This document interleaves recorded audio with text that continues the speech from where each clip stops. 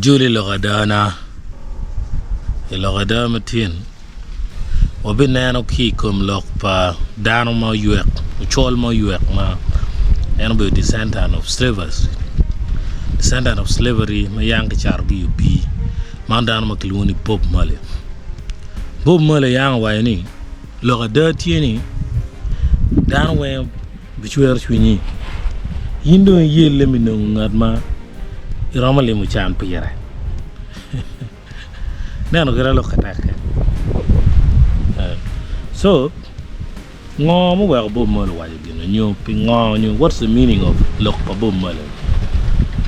Lok pa Bob Mully ni gonya ni Dano Weng taking mistake.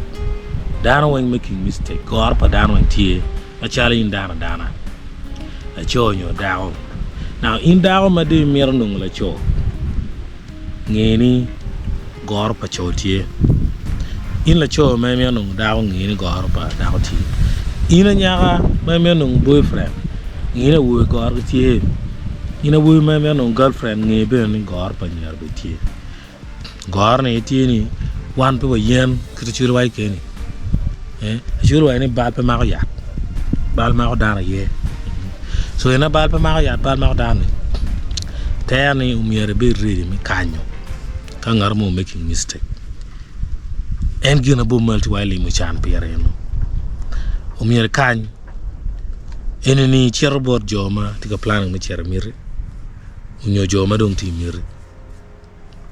Dana pingo teru. Yele wa ngi teru. La cho ne kwani.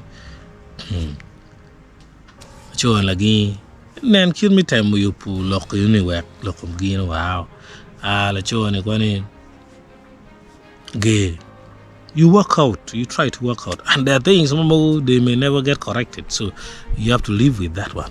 And kita kwa no dung ber kayeni, and that's the meaning of lok pa Bob Mully.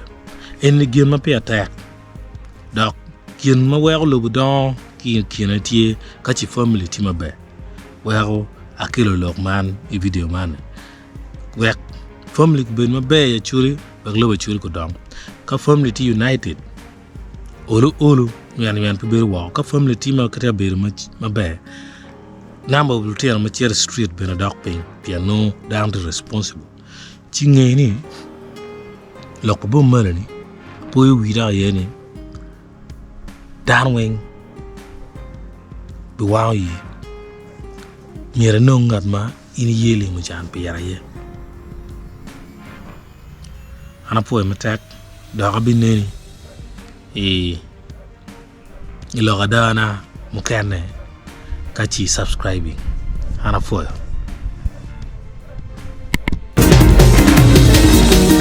wan kaj pala keregi tin diu ya bila ku chol bonye